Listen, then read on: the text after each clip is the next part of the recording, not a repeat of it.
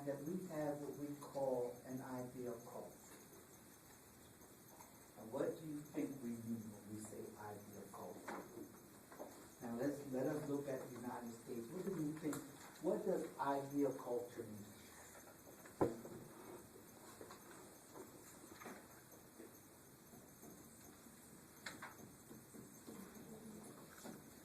What do you mean when we say we have an ideal culture? Come on. Is where, like in the Western society, we believe that culture is fine arts, musical symphonies, is what we consider to be ideal.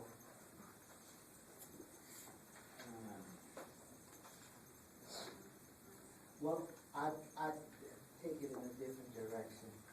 Okay? Yes, sir, maybe. I guess I highly pick certain thing that it's hard to explain because I guess, like, for example, when you look at America and you say, was the ideal culture just picked out? I mean, it's probably would be somebody achieving a high goal, like making a lot of money, having a house, a family, and living modern life like we live today. I don't know how to really break that down no other way than that. Mm-hmm. All right. I think that they moved more to the intellectual side. I think that when they say ideal, what they say is that we have something that we profess to be, this is the way the culture should be. Okay? Like nobody in their right mind is going to argue that women should not be equivalent or equal to men. Okay? Not in this culture. Okay? So the idea is that men and women and people should be equal. That's ideal. Okay? Now, the question is whether the ideal and the real culture are the same. Okay? We might profess that everybody should be equal. Okay? Mainly because that's good talk. Okay? We don't want anybody to think that we really think that women should be licking our shoes. Yes, sir. What does equal mean? What does equal mean? On the same footing, have the same rights and responsibilities that everyone else has. But sometimes, I'm sorry. sometimes when people are attempting to gain equality, they're really just trying to gain a sort of compensation that would be negative. Okay, I think that what he's saying is that sometimes when people are trying to get equality, that their real goal is to get compensation or something of that nature for past wrongs. Is that fair to say? Yes. Okay. Now,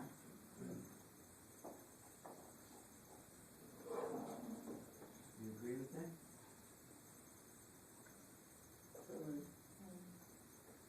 Anybody agree with that? I think that's pretty sure.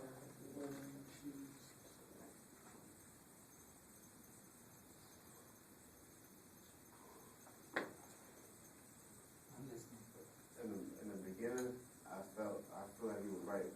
When the first after everything was segregated, and I think a lot of people were trying to get what they deserve for what had happened in the past.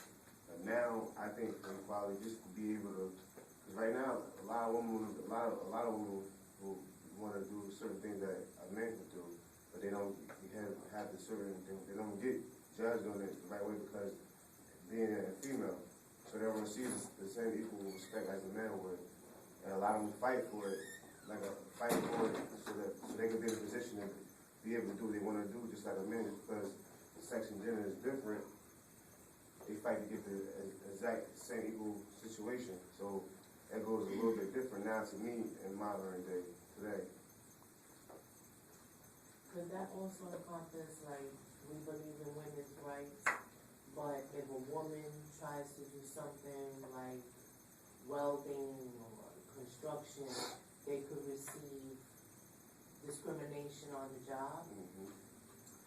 Well, all of those things, I think that's the part that talks about real versus ideal, okay? And the ideal would say that women should be able to work on construction jobs, okay? The ideal should say that women can do whatever it is that men do. But that is not necessarily what really happens, okay? I mean, Well, obviously, alright, construction site is good and all, but what if they want to just have the physical, okay, I understand you. And let's talk about 2 or 3 things, okay? This is brainwash time. Okay. One is that, remember, one of the concepts we talked about was power, okay, which we will discuss further down the road, okay? And I would probably say that when we look at the dominant culture's goal is to keep the culture intact, okay? The dominant culture does not say we want to give up our culture to all of you little riffraff people who want to change the culture, okay? And you will see that much of the political discussion goes in that direction, okay? Now, I would also say that even when you do something like, if you look at the civil rights movement, yes, there was a handful of people who were saying let's make these people pay for financially for what they have done, okay? However, we're talking about 15 million people. All of them were not arguing that. You had about 2 or 3 little tiny groups arguing, let's deal with the people while they're feeling guilty.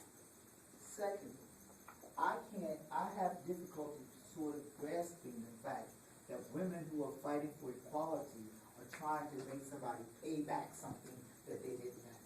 You know, like, I want compensation for all the wrongs that you have committed against me for the past 3,000 years. That's a difficult concept for me. Okay?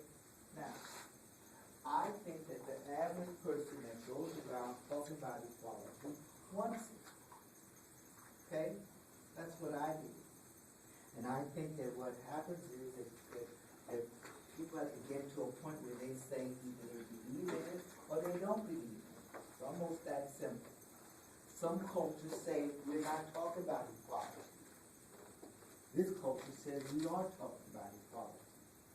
Now, some people in the culture, women included, okay, don't go around saying they want equality.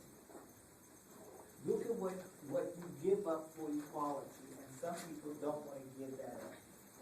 Do you realize that once upon a time in this culture, men held doors for women when they walked through? Do you know that once upon a time when women walked into the room, men would stand up when the woman walked into the room?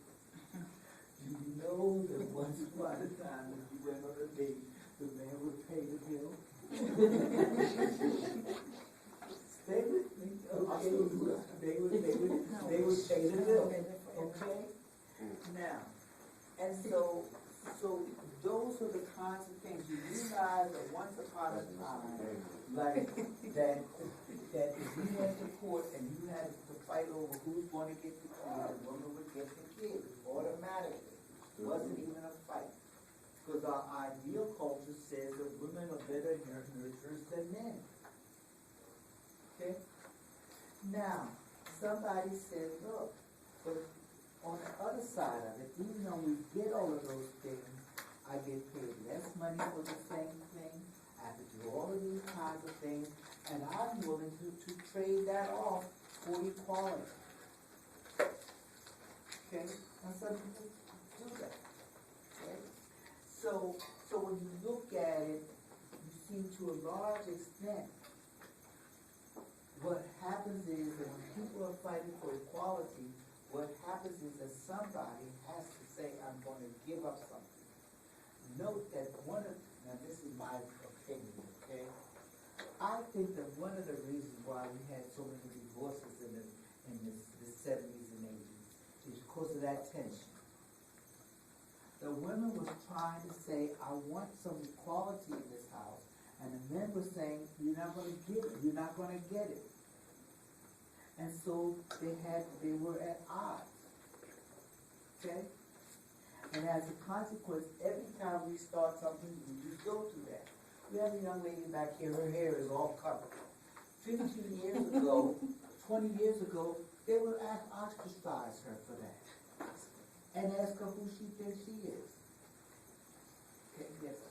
Yeah, but back in the day, it was a privilege to cover up.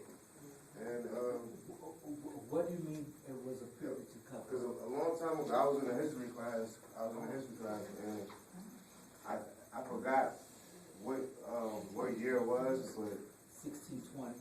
and it was a long time ago. But here, so what, let me help you, okay?